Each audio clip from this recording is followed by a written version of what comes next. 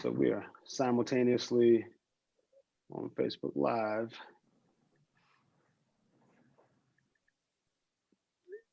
I'm gonna, I shared it as well. All right. Folks, welcome and thank you for tuning in. This is the third in a series of events put on by the Winston-Salem chapter of the NAACP and the Winston-Salem Urban League. And of course, this is Black Lives Matter Protest to Policy, Bridging the Gap, Increasing Economic Opportunity. And our goal here is pretty simple. We are, like most folks, excited about the energy in the streets. And as I said to my colleague, Reverend Carlisle, who's going to join us later on, Reverend Carlisle, of course, is the president of the NAACP.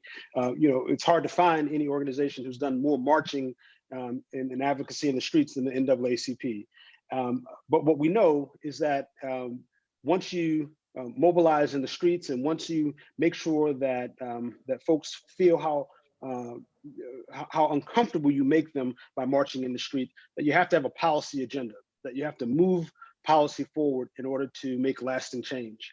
And so we are, of course, energized by young folks in the street, but we want to assist by helping to move forward a policy agenda. And we want to make sure that we're proffering all the resources that we have available in helping to create that policy agenda. So what we've done is we've looked at a few key areas. We started on Monday night by talking about voting rights. Last night, we had an incredibly robust conversation about education opportunity. And then obviously tonight, we're talking about economic opportunity. Tomorrow, we'll talk about affordable housing and fair housing opportunities. And then on Friday night, we'll talk about policing reforms and criminal justice reform. So as I mentioned, my colleague, Reverend Carlisle could not join us at the beginning of this event. He will join us a bit later. But I'd be remiss if I didn't note that our two organizations have worked together the entire time that he and I have been presidents of our respective organizations. And and there are a lot of other cities where NAACPs and urban leagues kind of work together or kind of partner. Part of what he and I decided a long time ago is that the work that we have to accomplish is far too important for us to not be joined at the hip whenever possible. And so that's why you see this very unique partnership, not just now, but really quite often you see us partner on statements and on advocacy opportunities. So the other thing that's really exciting about this event is that we pull in a lot of partners, and there are a lot of silent partners, but there are also partners who are named partners who help to make this happen. One of the great opportunities about tonight's event is that one of the named partners is actually represented tonight as in the form of the moderator from the Alpha Pi Lambda chapter of Alpha Phi Alpha. Mr. Alan Younger is in the house and will moderate tonight's event. But he also happens not simply to be a moderator, but an expert on the topic. And so I think he will both moderate, but probably also offer some of his expertise in the course of the conversation. We try to keep these topics or these webinars somewhat conversational, but of course the ultimate goal is to end up in a circumstance where we have laid out at least some policy planks that we can over the course of the next few weeks turn into a policy document that then our organizations all work together on to move forward with and push our local officials, our state officials, and our national officials to bring forth this policy. So with that, I'm going to be quiet and let us get to the exciting reason that we're all here. And I'm going to turn it over to Mr. Younger, who is the director of the Small Business Center at Forsyth Tech, and who is a force to be reckoned with himself, and whose time we really appreciate and whose volunteerism we appreciate tonight. Mr. Younger. Well, thank you very much. We are really excited to partner with you. As soon as I found out that y'all had something cooking, I sent you a text and said, hey, man, don't forget us. We want to be involved in this. And absolutely. As you mentioned, the first two nights of this series have been wonderful. Voting on Monday and education yesterday. And matter of fact, I'm glad the videos are available on the Winston-Salem Urban League Facebook page. So if anybody missed them, they certainly can view them. And even if they didn't miss them, but would like to see them again, so many great points were made. So my first job is to introduce our two guests. And if I gave them a full introduction, it would take up the rest of the time that we've got allotted. So let me just share a couple things about each of them. Gary McCants has always been an advocate for minority business ownership, consumerism, and subsequent purchasing power. It has been an overriding theme throughout his career. He's a native of Columbia, South Carolina, and he's the president and owner of McCants Communication Group. I told him I wasn't going to go through his whole bio. I was going to read a couple lines from the beginning and a couple lines from the end. And if you all would like to learn more about him, you'll have a chance to while he's with us. And then even after the fact, I encourage you to connect with him. But let me just say that McCants has firsthand understanding of real-world communication tactics and networking. It is that very understanding that enables him to successfully steer the machine that is the McCants Communications Group. I like that. I really like that. And let me tell you, there's a lot of wonderful experience that he has, and some of that he's going to share tonight. Let me also introduce you to Wilson Lester. Wilson is a partnership and program management professional. His role as the executive director of Piedmont Business Capital works diligently to create relationships with businesses in urban and rural communities through micro-lending in support of the operational expansion and new business development for women and minority entrepreneurs. Wilson earned his Bachelor of Business Administration from Greensboro College and completed his graduate degree in Management, Strategy, and Leadership at Michigan State University. Wilson resides in Greensboro with his wife and two daughters. I want to thank both of you for being with us. I want you to take a good look at what's behind me. Y'all are my purple and gold I couldn't see that. Let me get out of the way. That's right. Those are purple and gold cousins, and I'm so happy to be on this panel with you. Although we have a rivalry, go ahead and show that. That's all right. Although we have a rivalry, it's a friendly rivalry. We're all about the business of social justice, racial uplift, community development, scholarship, academic excellence. So now we got that out of the way. Let me ask each of you to just take a minute and introduce yourself. I'll introduce you, but introduce yourself with regard to our purpose here tonight. We're talking about increasing economic opportunities. And then I've got several questions for you. I'll let Wilson go first. Okay. You're on mute, brother. I was going to yield the floor to my dear brother, Gary McCants. And, you know, before I make any comment, I do just want to note, someone is asking me about, you know, the role of BGLO organizations. And I had a chance to have a conversation with a chapter brother that crossed in 65. And, you know, he was just hipping me to how long our organizations, all of our organizations, have been a part of the effort and struggle for Black economic success across the country. So really quickly, you know, Alan touched on what it is that I do. And, you know, I'm in a very unique position and opportunity to represent access to capital for minority and women-owned businesses, but right now in this moment, very clearly and explicitly Black-owned businesses in the city of Greensboro, the city of Winston-Salem, and surrounding triad communities. I think that there is no moment like now for the voice of the Black community to be heard, the voice of Black businesses to be heard, and addressing the disparities that have always been prevalent amongst our organizations and have been increasingly so prevalent through the development of policies that have further disparaged our opportunities as a community over time. And I think it is incumbent upon those of us that are fortunate enough to have chosen careers that have led us in the way of creating pathways for small business to really ensure that the message is heard and offer all of the anecdotal perspectives that we come across in order to inform both policy and capital in the directions in which it should flow. So I just want to say thank you to the NAACP and to the Urban League for creating this opportunity for myself and the brothers that are here on the call to participate. Thank you, Alan, for being a gracious host, and really look forward to your questions. Well, thank you very much, Wilson. First of all, I want to thank you, Alan and James, and also Alvin Carlisle, who I know with NAACP, because I serve as the statewide economic development chair for the NAACP in North Carolina, and also the local branch chair in Greensboro as well.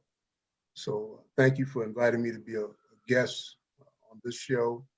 And also want to thank your listeners and followers as well, because we're in this struggle together.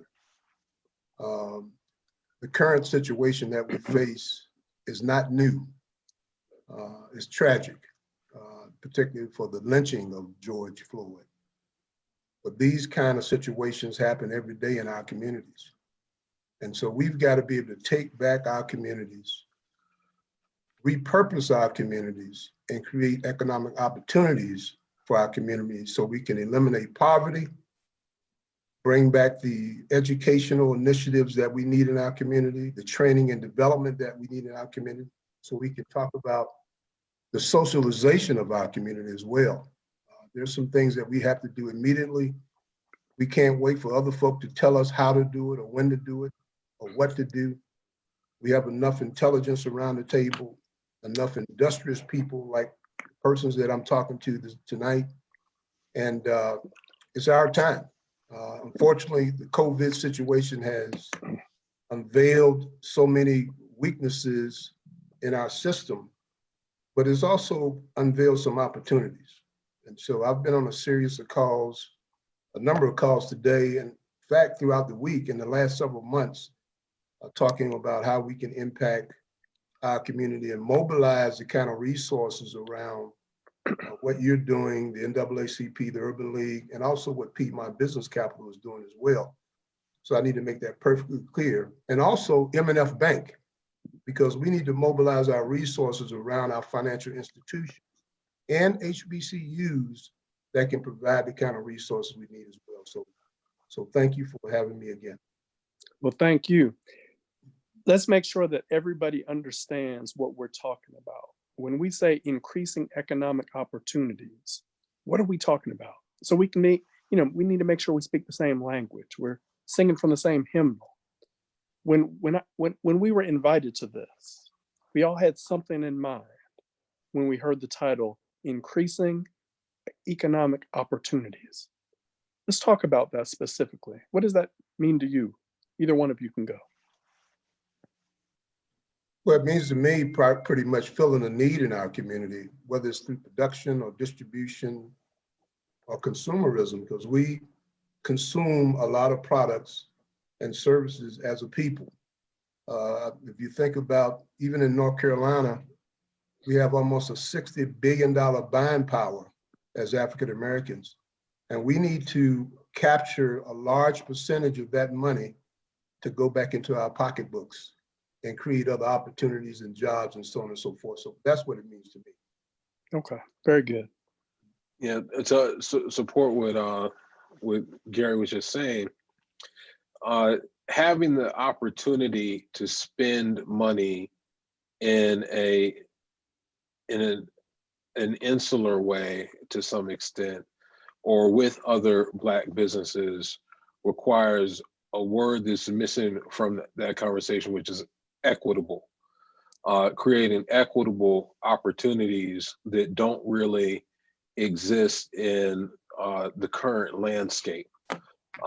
Every equitable opportunity that we see happening right now in our own ecosystem in the triad is one that's been created either in the not too distant past or in the relatively recent history.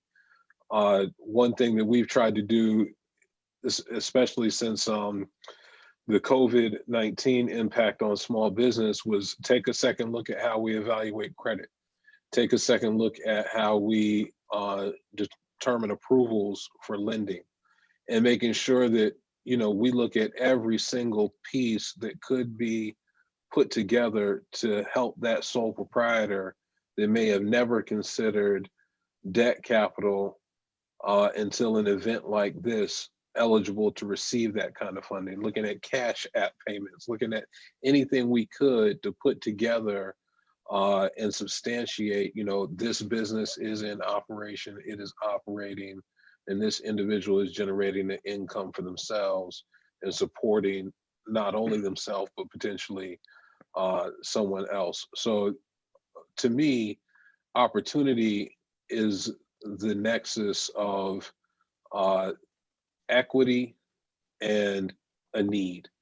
And the needs always exist, but they're not always equitable inroads to being supported. Okay. Very good. Thank you. I've got a few more questions that I'm going to ask you. I want to also invite those watching us on Zoom and Facebook Live to put your questions in the chat. I see Brother James Perry hard at work over there, adding some information to the chat, and I thank you for doing that. But I'm going to invite all of you to put your questions in the chat, and we're going to do our best to make sure that we can answer those questions. So my next question for both of you is, as we move from protest to policy, what is one thing that you consider a needed policy change? One thing that is not just a pie in the sky thing, but one thing that can realistically happen within the next X period of time? Well, there's really no one thing. It's more than one thing. I know. but I'll answer the question. I think any policy initiatives, whether it's local or state or federal, needs to be around the kind of resources and money we need to be invested in these communities. You know, our elected officials are the first line of people who are making policy, but we have to engage them to make sure that they're making the right kind of policy that impacts our community. If they're not doing that, then we've got some challenges. And so I would suggest to everyone, particularly this is a big election year, so we need to be talking about what kind of policy that's going to impact resources, whether it's education, business ownership, business development, money in the CDFIs like Wilson's, and money to M&F Bank. So I'm gonna in HBCUs, I'm gonna keep coming back to that because that's critical. Policy and politics equals dollars, and that's where we need to focus. Very well said. Thank you. Right. Some of the things that I've been thinking about, and that and the opinion that I'm voicing in rooms that I'm invited into, including this one, because each of us carry a message, right? All of us are messengers and also have our own developed opinions and can carry those forward to evoke change in our individual pockets. But the first most immediate thing is I would lean on every foundation in our immediate market, whether that be Z. Smith Reynolds, the Winston Foundation, the Community Foundation of Greater Greensboro, and those in between, to invest in researching the economic impact on the Black community of the Federal Aid Highway Act, the last Great Recession, the now global pandemic, and its extraction of wealth over time of the Black community. Neighborhoods destroyed by eminent domain, economic hubs destroyed by eminent domain, the little wealth and equity created in home ownership destroyed during the last Great Recession, and now small businesses decimated by a global pandemic, wave after wave of decimation that our communities are slow to recover from. And have never really recovered from any wave before and continuing to be impacted. I would ask for them to invest in that research, because with that information, we have an asset to fight with. And we can inform policy, and the policies that I would focus on. And, you know, some may think this is a wild thought, but I think it's a real thought. I think that we need tax reform for certain classes of people, and particularly African Americans, and the debt that is owed for the service that has been provided and the support and development of the country that we all enjoy and that we all have pride in, and have served in. I know some of you on this call have served in the U.S. Armed Services and sacrificed quite a bit for this country, and are stand on the shoulders of people that have sacrificed more. Secondly, I know you all had a conversation earlier this week about education, but to tie into Gary's point of HBCUs and education in general, is an informed people can't make informed decisions. And I would lean on the people in my community to go to their local school board and lean on the North Carolina Department of Public Instruction and incorporate Black history into American history K through 12. So that we are educating our workforce, people that are going to be managers, people that are going to work for different people in a different way, so that they can begin to work together to really build and really grow. But we are operating in an ecosystem that is not creating an equitable dispersion of information and opportunity. So if we really want to create economic change for the long term, we can't keep taxing people that have bared the brunt of the success that has been created, the wealth that has been created in this country, and force them to deal in spaces where people can't fully understand who they are because they haven't been appropriately educated. Thank you for both of you for what you said. And some of what each of you said reminded me to point out that when we talk about policy, we're not just talking about the policy that the government sets. We're talking about policies that many different organizations set. For example, when you mention foundations, Wilson, that reminds me that they often set the policy on who gets funded for and what types of organizations experience the benefits that they have to offer. It has nothing to do with the government. It has nothing to do with who we vote for. That is often the people that we know who are on those boards or work for those organizations. So policy is more than just the government. It's all of our responsibility to influence policy. So I'm glad you mentioned that. What is one thing that you have heard in another community that you would like to see in the triad as it relates to increasing economic opportunity?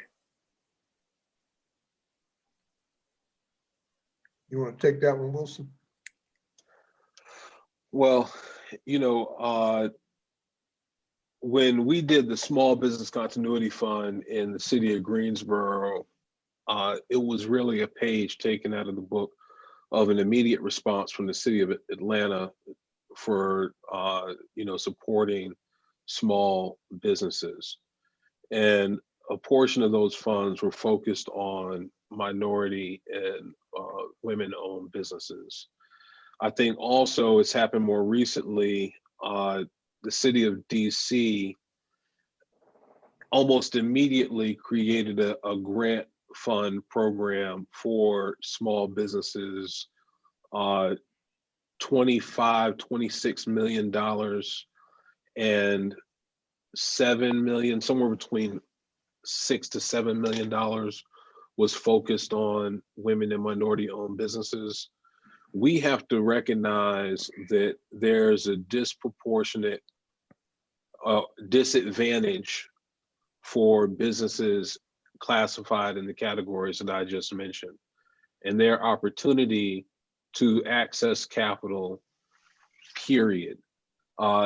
Additionally, because accessing capital is such a struggle, 50% of the people that are classified as minority in this country and own a business aren't even going out and looking for the capital because they know that there's no need in looking when there's not the opportunity there for them. The other half that are seeking, less than 50% of those actually receive it. So we have to create a different pipeline of resources that that are steady and constant in our communities to ensure an opportunity for small businesses to flourish that are non-majority owned firms.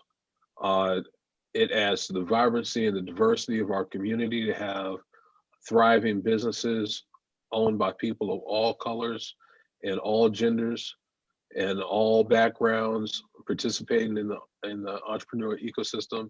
It really creates a tremendous value add. And I think the cities in our country that demonstrate the most diversity are the ones that attract the most people to it. And if we're not invested in ensuring that we protect that, particularly at a moment where businesses can vanish, then we're not creating a community that is vibrant for all and that people want to gravitate toward. Very good. Thank you. I think Wilson makes a good point. One of the things I want to see more of is a cultural shift that we're committed to in our communities in the Triad. For an example, when people say they're going to Atlanta, they're going there for opportunity. And there seems to be a invigorated sort of attitude about why I'm in Atlanta to do business. And so we need to bring some of that synergism here in the Triad in order to embrace the culture that we have here in this community. Because we have a lot of culture here in this community that we sometimes don't embrace. We're looking outside of our community, but we need to be capitalizing off of the culture that we have here. I just posted something today from a group out of Houston where they taking back the block. They're buying the entire block and setting up a destination point for African-American businesses. We can do the same thing here in North Carolina. In fact, we talked about doing some of that in Greensboro with the Accelerator Initiative. And so we need to take that and begin to infuse the kind of energy and synergism behind that in order to grow our marketplace. And I think once we mobilize that kind of participation, I think we'll see a lot of changes. We got to start within. Thank you. That's good. Yeah. Wilson, this question is specifically for you. Many people have never heard of a CDFI. Piedmont Business Capital is a CDFI. Some people might even know that a CDFI stands for what it stands for, but then they get kind of stuck. Why is it important that our community has a CDFI? Well, CDFIs were created for our community. CDFIs are nonprofit, in most cases, organizations that are designed to create opportunity for capital for small businesses, for housing development, for healthy food resources in our communities across the country. The challenge is with most nonprofit organizations, they don't have huge budgets, so their awareness has not been as high as some others because they're really focusing their resources on doing the work. Now, more recently, with the advent of social media and Facebook and Instagram, it's easier, at least in your local footprint, to get the word out about who you are. So people are becoming more familiar with these resources when in fact they've been existed in our communities for a very long time at this point. But CDFI particularly is a community development financial institution. It is a designation that was actually enacted by the first George Bush at the end of his term and put into play put into play during Bill Clinton's tenure as president of the United States. And actually, to his credit, the first George Bush hired Donna Gambrell, who was the lead executive director for CDFI, African American woman, to run that organization at its inception through the early 2000s, early to mid 2000s. And this has been a group made up of people really foot to ground in communities embedded throughout the Southeast and all over the country to figure out, how do we make capital work for you? How do we get capital into your business? Your business is not like the businesses that are going to the bank.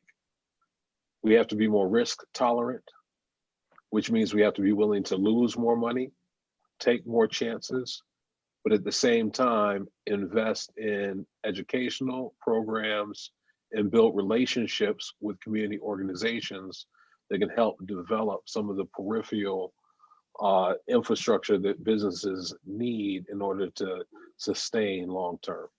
Okay, very good. Thank you. I'm going to challenge you both, and you too, James. I'm going to challenge all three of you to do something. If you don't know how to do it, it's all good. There is a feature within Zoom that allows you to rename your name on your screen.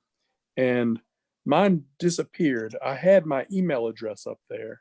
I'm going to change mine and put it back up there. And if you all could do the same thing too, that will allow the people who are watching us on Zoom or on Facebook Live, and even those who watch a video later, to get back in touch with us. And they might have additional questions, or they might want to do work with us, whatever the case is. So I'm going to challenge you all to do that, and I'm going to do that too. And I'm also going to challenge James. James, you're putting resources in the Zoom because I see them because they're popping up on my screen. I'm guessing that you're putting those same resources in the live also.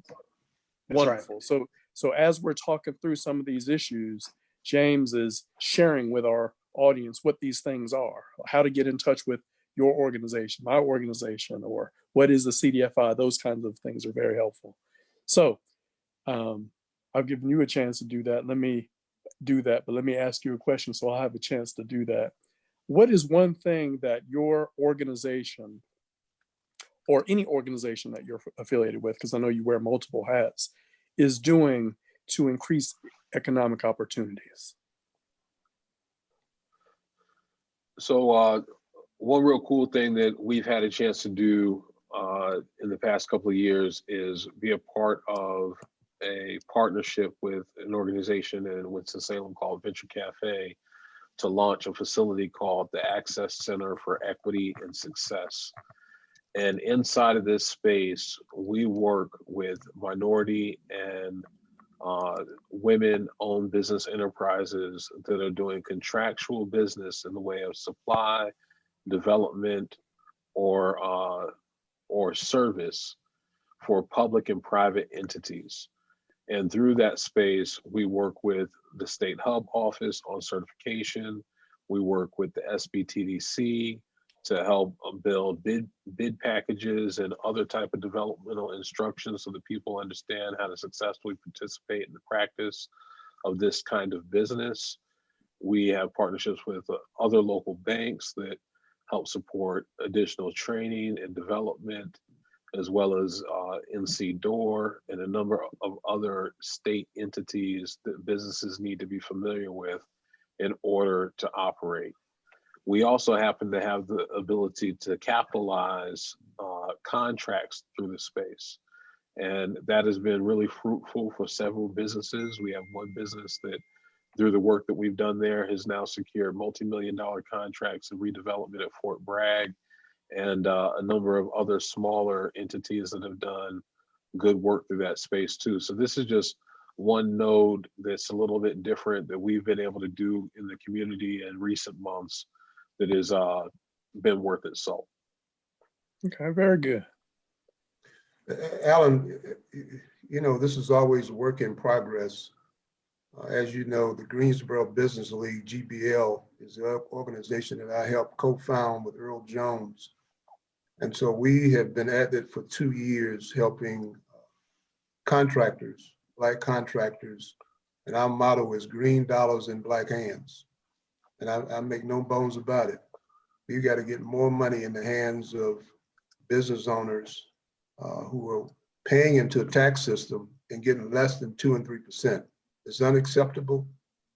Also with the private sector is the same. So we're going to start addressing those issues as well. But we've got to be able to build our communities and continue to build our companies so we can get that money to circulate and invest back into these companies by buying goods and services, providing jobs, and expanding the ecosystem. I think that's going to be critical. Obviously, with the NAACP, that's always a constant, situation. And Alvin Carlisle knows that. I'm quite sure James understands that with the Urban League. We're always at the forefront of something that's going to impact African Americans in the community.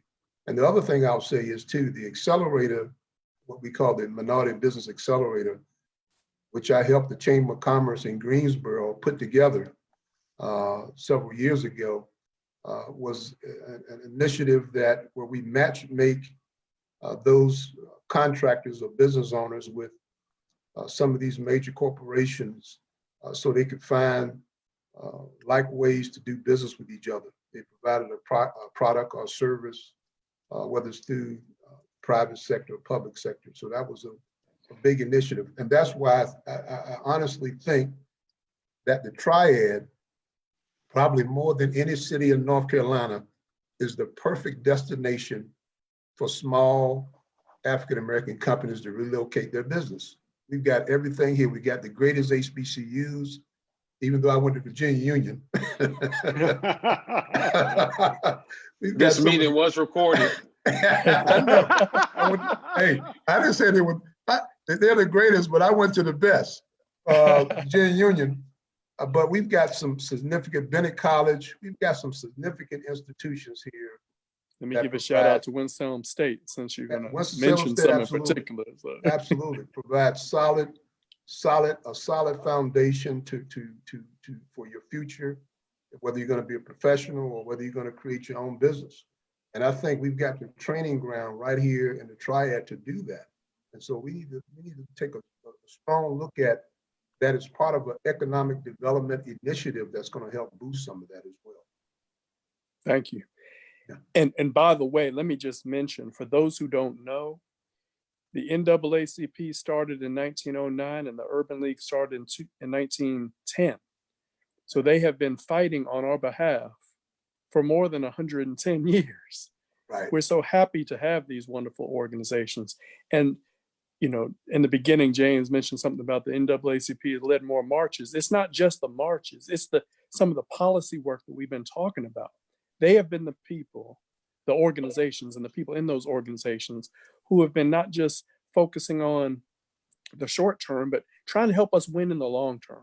And all the things that you're talking about are directly related to the work of these two wonderful civil rights organizations. So we're certainly glad to partner with them. So speaking of them, my next question is that these organizations have had a long history fighting for us. Do you guys have a favorite example regarding these organizations and the role that they've played with regard to economic opportunity? Does something come to mind that makes you feel good about the work that they've done? While you're thinking, let me give my example. Can I give mine first? Sure, absolutely. There are a lot of examples. One example is the work of Thurgood Marshall, Alpha brother, by the way, but Thurgood Marshall, he fought for us to participate in spaces that we were told we could not participate in. For example, even before the Brown versus Board of Education, which we all know of, there were it was legal, it was allowed for people, Black people, to go to law schools. But once they got accepted, the law school would say, well, we don't have any place for you, because there was still segregation and it was legal. So although they could say, well, we accepted Wilson Lester, but Wilson chose not to come. Well, that's because Wilson didn't have anywhere to go. And he didn't have any classmates who were welcoming to him. Exactly. You know, it's stuff like that that the NAACP stepped in and said, no, we're not going to tolerate that. And I can give that example and so many examples of where the Urban League said, even though you're trying to make it look like on paper, you're accepting Black people, you're inviting Black people, the policies that are in place don't allow Black people to fully participate, right? So that's just one example. What else comes to your mind about the great work of these two great organizations? Well, I think you stated it, Alan. I think number one, I served on the board of the Urban League in Norfolk, Virginia under Mary Red. I'm sort of telling my age, that was back in the 90s. And so I understand the hard work of the Urban League and what they are still doing today in terms of having significant impact in these communities. So whether it's economic or social or educational, similar to the NAACP.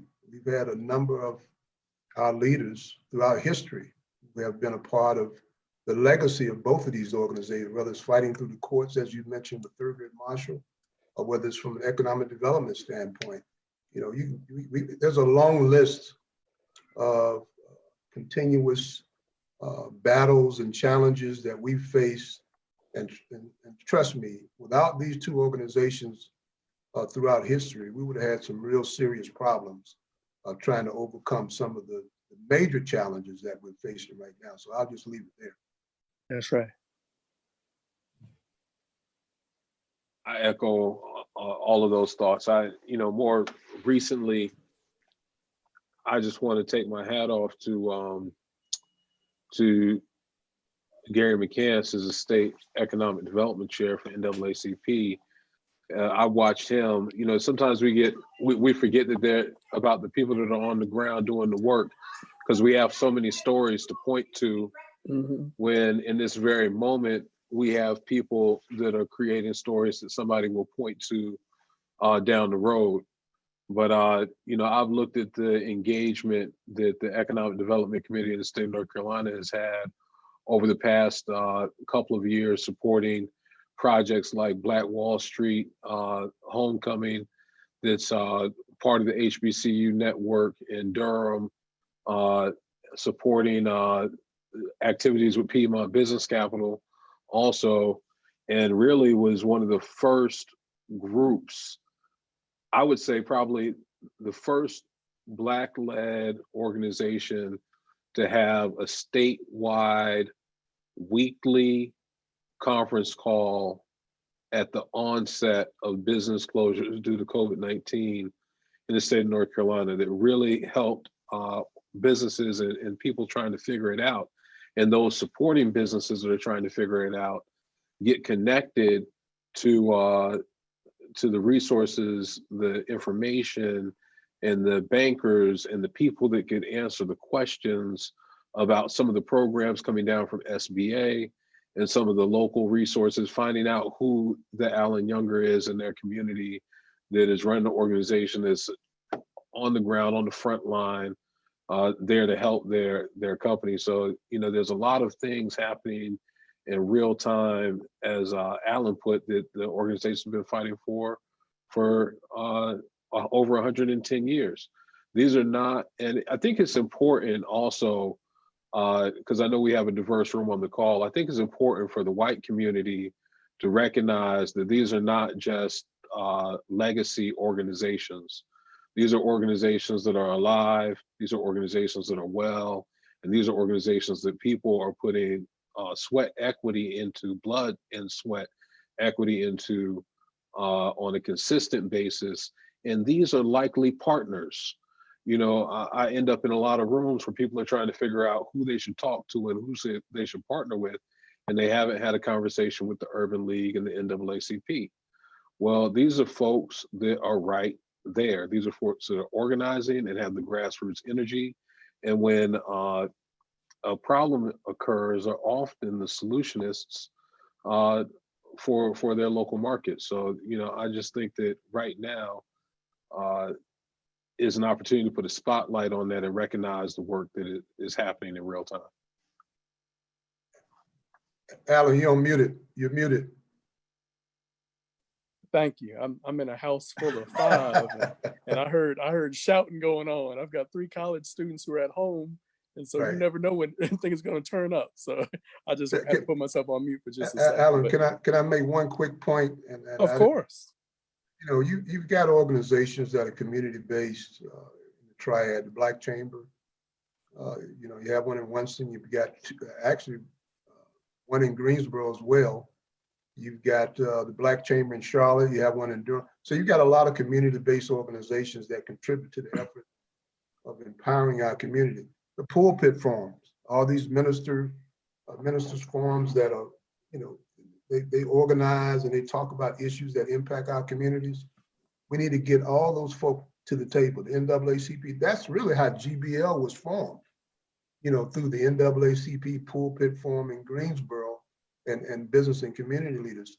So we've got to bring these people back to the table, the leadership, and talk about how we create the plan to take the next steps so we can continue to grow the marketplace, grow business, and be sustainable for the next 100 years. Absolutely. Thank you very much. And if I just looked at my calendar to make sure, but James Perry, I'm gonna give you a commercial. Next Thursday is the annual meeting of the Winston-Salem Urban League. The theme is change is gonna come, right? Did I say it right too? I mean, my mother's an old English teacher. She might not like how I said it, but that's how it is. But I believe it is at 6 o'clock next Thursday night, the 25th, and all are invited. We would normally do this in person, but for obvious reasons, this will be a virtual celebration. But it's not just things that happened 100 years ago. There's still things, like you all pointed out, that are still happening, that the Urban League's involved in, that the NAACP is involved in, that the many different organizations that you mentioned are involved in. And that brings me to my next question. A couple of years ago, I had a conversation with a white friend of mine who, in all sincerity, asked, why is there still a Black this and a Black that? You know, a Black Chamber of Commerce, or we talked about the NAACP and the Urban League, and we could talk about HBCUs like we did earlier. And by the way, I noticed somebody, I think it was Magley, put in the chat that FAMU is the number one. That could be argued, but many people think FAMU is the number one. Many people think A&T is the number one. Whatever you think, but the question is, if somebody, in all sincerity, you know, they're not trying to just start a fight. They're generally trying to understand, and they say, why is there a need for organizations that focus on the needs of Black people? What would you say? I would say, why not? All right, well, here's what he meant. Here's what he meant. Yeah. Let me frame it just a little bit more. Sure. From his perspective, things have improved for us. From his perspective, there are no places that we're not allowed, legally not allowed to go to. From his perspective, there are a lot of Black people and Black businesses that are doing well. So he said, with all sincerity, why does there need to be a Black X?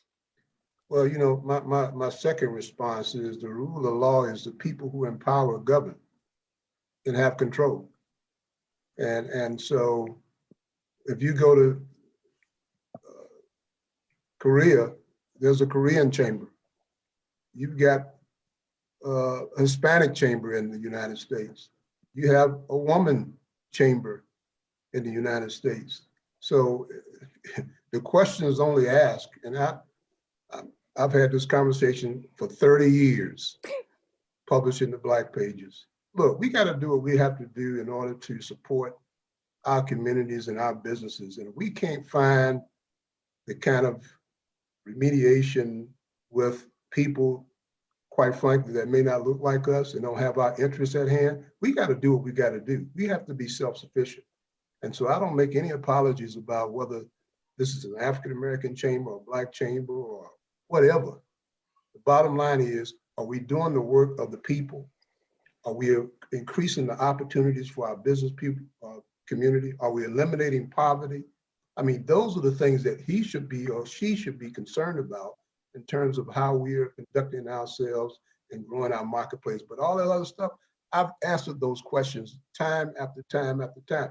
And I'm not being mad about it. My point is, why not? And we need to have more people who are engaged in the process of creating opportunities for our people, period. Very good. Yeah. Would you like to add to that, Wilson? You're on mute if you're adding. I think that was pretty clear. I think that was pretty good. Sometimes you just got to know when to be silent, right? Because he's a communicator, right? And he communicated. Thank you very much. So on Monday, we discussed voting. And on Tuesday, we discussed education. I'd like for you both to make the connection between voting, education, and economic opportunities or economic success. Well, Wilson, you want to take that one, Wilson, first? I don't know. You kind of revved up. You better go first, Wilson, because he might not give you a chance to say I'll be anything. busting through the screen, Wilson. You better take that one. Yeah. So let me back into it this way. I mean, if we don't have economic mobility in real time that is truly equitable, we do not survive. This is about survival right now. Absolutely. There was a report that I've talked about for 2 years now because it came out in 2017 that said, or 3 years, it said that by 2050, the median income for African-American families in the United States of America would be 0. And at that time, in comparison, in the state of North Carolina, it was the median wealth for an African-American family in North Carolina was $8 grand, and a white family was somewhere around north of 6 figures. And by 2083, it'd be completely flat, meaning non-existent. Nobody that looked like me would have a median wealth score. It wouldn't exist. And that's not far off, right? That means that, my kids' kids will be impoverished and without a way out. And it was also true, these numbers were also true for the Latinx population in the United States. That's what the report was based on. So, if we don't do something right now, we're in big trouble. Especially now that this new event has happened that has probably accelerated that timeline. Not probably, has definitely accelerated that timeline. So we have to educate the public. I'm gonna take a different spin on education, Alan. We have to educate the public on what the truth is and what the reality is of our circumstance and just how dire it really is. Those people that are making decisions and those people that are not in the decision seat, or as someone once told me, the catbird seat. But the people who always have the ability to make the decision is the voter. And if the voter is not activated to understand who is actually not just advocating, but creating impactful results, and who should be in a seat that can continue to make the impactful results it will take to ensure that my grandchildren are not in indefinite poverty, is what it's all about. So right now we're at probably the most critical point that we have ever been in certainly my lifetime. I know that generations before us are known as the greatest generation, but I don't know anybody that's taken as many waves as we have. But we have to make some decisions right now, and some of them may hurt. And and we're going to have to change mindsets right now about what the power of your vote actually is. When I tell you what the power of your vote is, we're living it right now. We're living the circumstances and issues that we're dealing with in our local communities across the country. We are living in an era of policy change stated and then swept under the rug that has now pushed people into the street to advocate for the rights that they still don't have and are not experiencing as citizens of the United States of America. And for those that have contributed so much, work service jobs, or employed by the United States military, or employed in nonprofits trying to create solutions for things that should have a sunset but seem to have an indefinite horizon, they need to vote.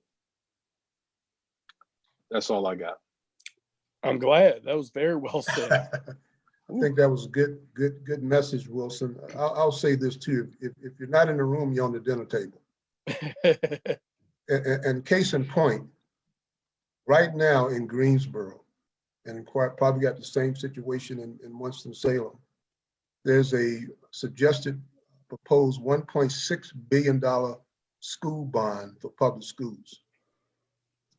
When the proposal went to the county commissioners, it was voted down 6-3. It went down to 300 million. I don't know how we're going to improve on education when over 50% of the population of the kids that are in school, in public schools, are minorities, or African Americans, or black and brown kids. And when you reduce the amount of resources and investment in those children and the schools and the teachers and administration, I don't know how we're going to be prepared to deal with that in this 21st century when so much is based on technology and information. So voting is critical. Voting is critical when you put those people in those seats to do what they're supposed to do for your community and for individuals. So we've got to take this to another level and really get the average person to understand why voting hits your pocketbooks, and it's a kitchen table kind of item. You know, you can't pay the light bill, you can't pay the rent, you can't pay the mortgage. You know, I can't send my child to a public institution and get the kind of quality education that kid needs to have. And so we got to really change the narrative on what this looks like for the people that so much need opportunity and resources. So that's okay. I'll leave it there. Thank you very much. James, I'm going to come to you in a second with some questions from the Zoom and the Facebook Live chat. But before I do that, I wanted to share another thought. We have got to open our ears and keep them open and open our minds to what the next generation has to say about some of the challenges that we're facing. So in between meetings and Zoom calls today, I had a good conversation with my oldest daughter. My oldest daughter turned 22 last week. Happy birthday to her.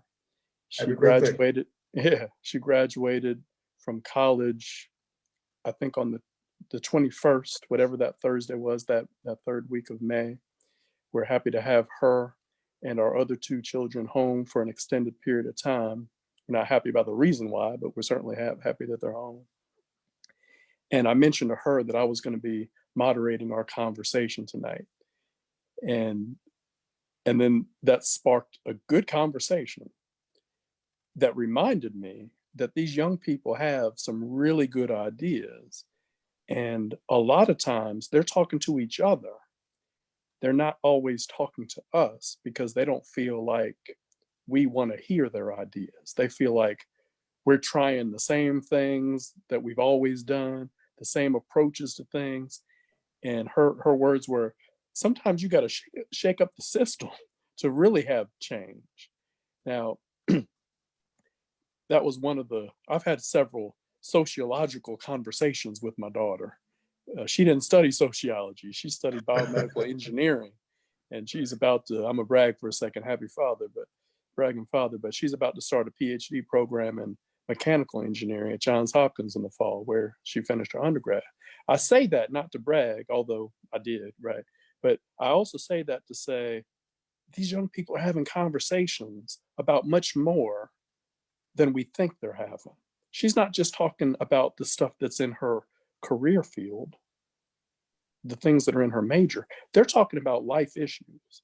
And they have some really good ideas that we need so that we can work together to provide some solutions to the challenges that we face, whether we're talking about economic opportunities, voting, education, affordable housing, police reform. They have some good ideas. So I'm glad that the Urban League has an under 40 group, and I'm glad that the NAACP has a young adult group as well, because they're listening to what they're saying.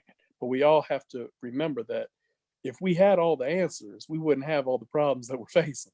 So we definitely need to listen to our young people. And one of the things that I do is I'm an adjunct professor at Winston-Salem State University. And these young people have some really, really good ideas. Sometimes we think we've got all the answers, but we need to be humble and listen to what they've got to say, because they can help us deal with all this stuff. So just wanted to share that a little bit.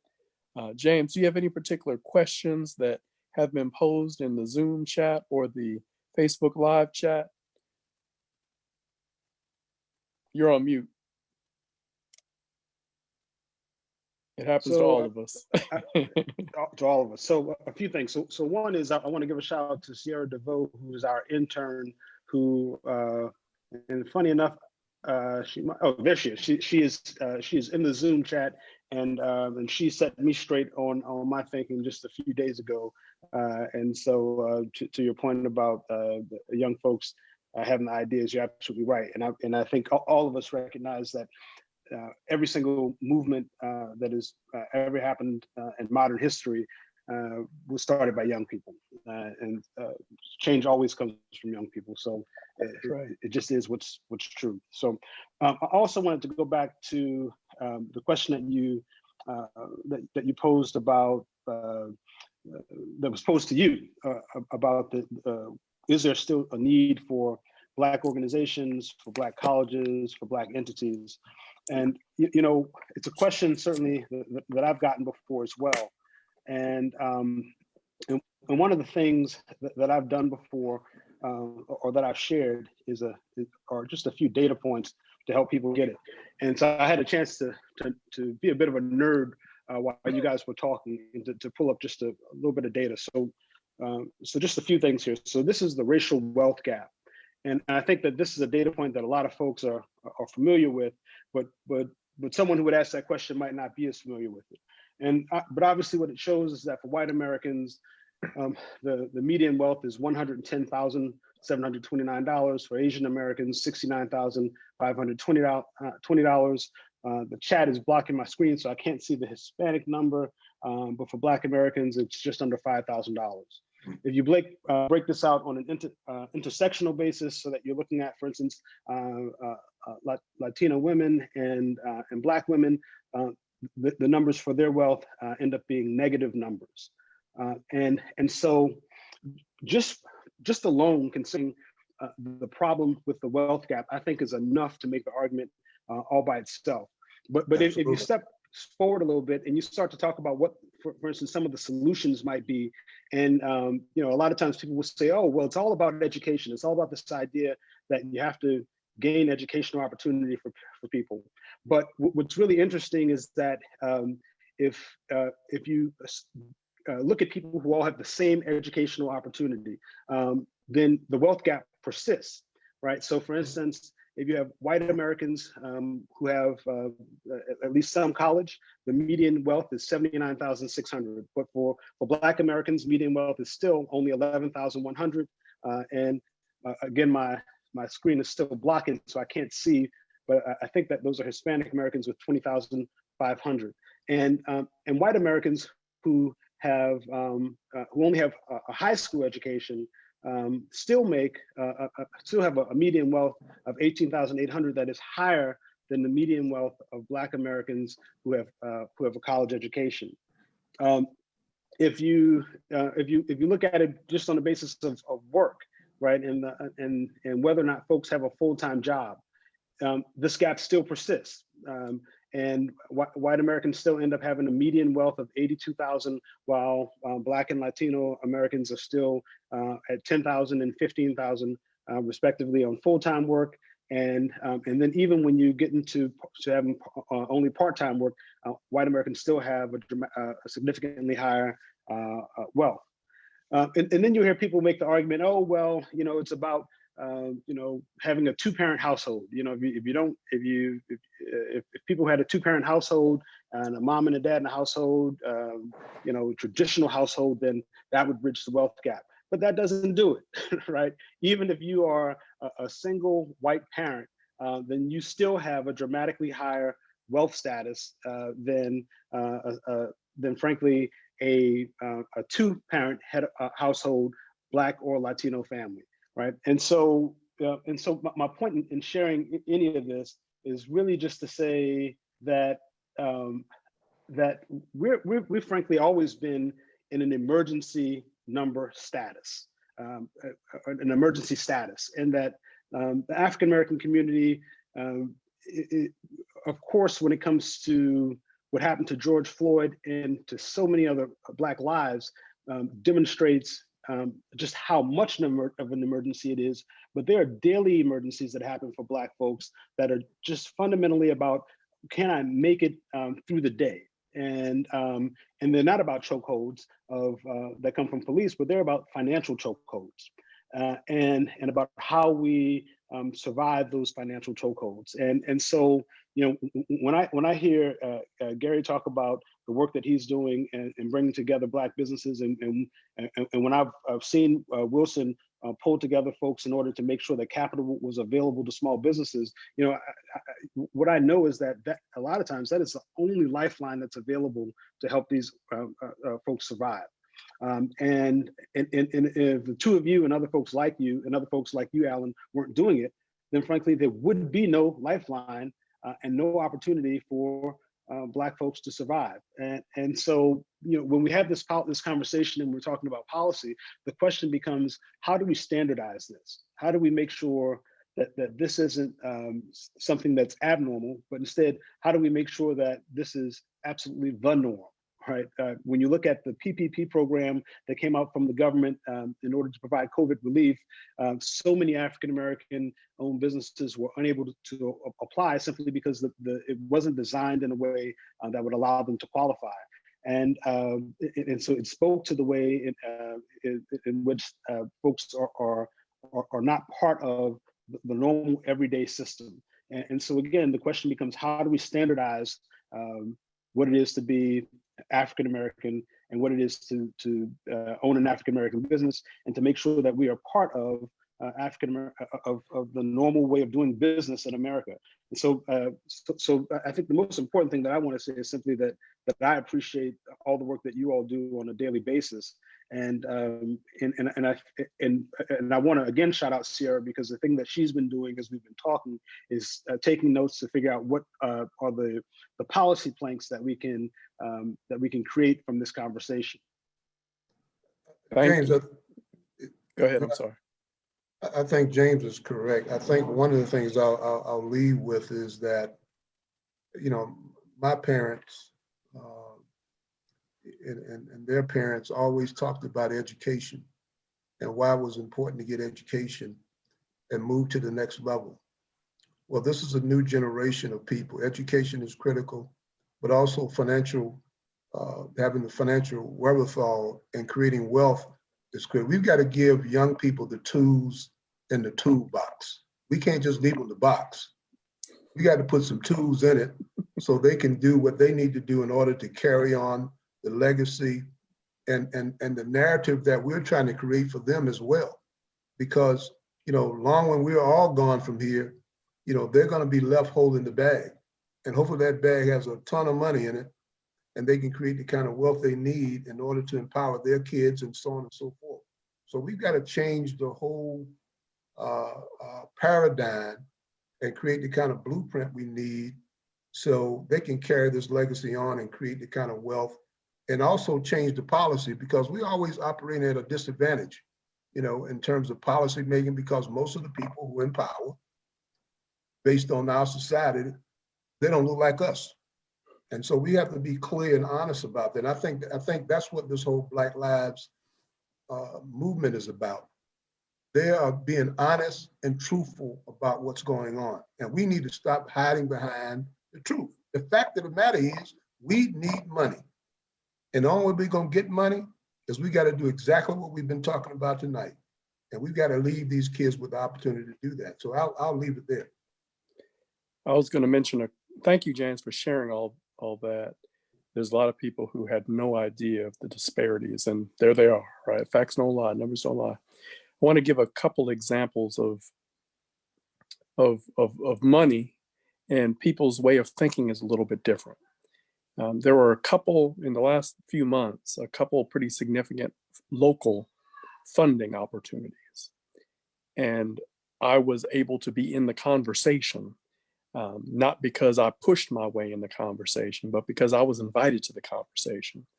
And that reflects a change of the way a lot of people are thinking. People are thinking we need to have some diversity in the room when we're even designing the program, right?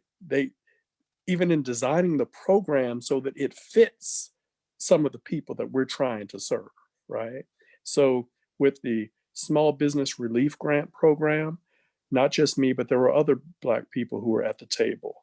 With the COVID relief fund that came through the Winston-Salem Foundation and the Urban League, the United Way and the city of Winston-Salem, they made sure that there was some diversity at the table. Wells Fargo came to the Small Business Center and they said, we want to help you. We know that you serve 55, well, they didn't know, but 55% of our clients are minority. More than 60% of them are women. They didn't know the stats, but maybe they did because we haven't been shy about it. This isn't who we are accidentally serving. We're intentionally serving these groups of people. So when it came time for organizations to get money out there, they said, we want to help the Black community. We want to help the women-owned businesses. We want to help the nonprofits that are serving the people that are in need. Years ago, that didn't happen. Years ago, they just created the policy and said, you need to change in order to take advantage of the policy. But because of the protests, the policy is more likely to be shaped in a way to meet the needs of the people who need to grow and benefit from the money that can be made available to them. Absolutely. So Wilson and Gary, I want to thank you both for being on this panel. You added a tremendous amount of value, and we're just getting started. We can keep talking for another hour about this issue. It's an issue that we live every day, and so we're trying to make not only make policy change, but make real life change in the lives of many people. James, were there any questions that rolled in from the chats? There were, and I'll be honest, I've lost track of them in the course of the conversation. I think you guys got me a little too excited. There are just a few closing things, though, housekeeping notes that I'm obligated to make. One is that tomorrow morning, for anyone who's on the job hunt, we have a virtual career fair at 9:30 a.m. And so if you're on the job hunt, please visit our website and RSVP. We have some really great employers who are looking to hire folks, and we have some great job opportunities available. So please RSVP. Two is that tomorrow we have our conversation about affordable housing, which I think is going to be a really exciting conversation. There's a new affordable housing report about Winston-Salem, and as part of the conversation, there'll be a preview of that report. On Friday is the conversation about policing reforms, and I think again that's also going to be a very powerful conversation. So please do join that conversation. And to the person who just asked, is it too late for employees to sign up? It is not. If you visit our website and you're an employer, you can sign up, and it's free for employees to sign up. So please do join. I want to give a shout out to a few people who participated in the event tonight. Before you shout me or anybody else out, let me ask you another question about the career fair. So in the past, the Urban League has had maybe an annual, really big career fair. And for the last couple of months since we've been virtual, have I misread the emails? Have there been multiple career fairs in the last few months? That's right. So what we've done is this will be at least our 5th or 6th virtual career fair. And so usually what we'll do is to do a fall career fair and a spring career fair. But instead what we've done is every 2 weeks or so, we've done a career fair. So this is, like I said, 5 or 6. And so it's usually about 60 or 70 people who will log in, who seek job opportunities. It's been about 5 or 6 employers. So tomorrow, I know that Inmar, Herbalife are 2 of the larger employers who are going to be participating. And so we usually start out with a bit of an overview from the employers, and then after the overview, then we go into breakout sessions so you can have a more intimate conversation with the employers. And so that's proven to be a process that works. I was kind of nervous about whether or not that could work on Zoom, but it turns out that does work. So it's going well. Yeah. Very good. I'm sorry, I cut you off. You got to give some shout outs. Well, look, Magali Yacint, I think, has been on every single one of these Zoom events, and she's been very active. So I wanted to give her a shout out. I wanted to say thank you to Kelly Easton, who's been very active in the comments. Donna Jones, who is a businesswoman who I think needs no introduction in this community, joined tonight. I wanted to thank her for joining. I know that Karen Barnes, who was a guest in the comments, and I know that she was very instrumental in setting up the Access Center, and that we really appreciate her voice. I also saw Carol Polk active tonight, and I saw Kismet Lofton Bell, who's a longtime friend and partner with the Urban League, and a bunch of other folks. You know, I'd be here forever. I named every single longtime partner with the Urban League and with the NAACP, and with the Small Business Center and Piedmont Business Capital, right? We're all a family here, but I wanted to at least name drop a few folks. And we thank you all. We hope that we see you all tomorrow night and on Friday night. Alan? And I'm glad you name dropped those folks. I've worked with all of them in various ways. Let me mention 2 of those folks and an opportunity for anybody who may be interested. You mentioned Magali and Kelly. Magali and Kelly are the chair and vice chair of Hustle Winston-Salem. And if you're not getting their newsletter, sign up for it. Go to hustlews.org and you can see what Hustle is all about. It's all about inclusive entrepreneurship. And today in the newsletter, it talked about some opportunities. I mean, Hustle's in partnership with different organizations that are making some things available to people. So you can request a mask, you can request, I think it's a Google Chromebook or something. And there are also mini grants that people can apply for. And somebody else just mentioned in the chat that they've got a check for Hustle. So that's great. So the more people who have checks for Hustle, the more money that Hustle can give out to people, different business owners in need. So I wanted to give a shout to them. Carol, she's doing some great work as it relates to the people getting out of poverty. I attended some of the events with her students, and I'm loving that. You mentioned Donna Jones. Donna's actually one of my bosses. She's on the advisory committee for the Small Business Center. So I hope she approved of everything I said, because I'm trying to go back to work tomorrow. But and the others, there's so many others that you mentioned that are an important part of our community. You mentioned Karen Barnes. Matter of fact, we've got a meeting first thing in the morning. I enjoy working with her ever since she became a part of the entrepreneurial ecosystem. So I'm glad that they all participated in this, because they're all a part of making all this a reality. All right, folks, thank you very much. And we will see you for tomorrow's webinar. Have a great evening. I look forward to it. Thanks. Thank you. Thank you guys. Thank you guys so much. Thank you.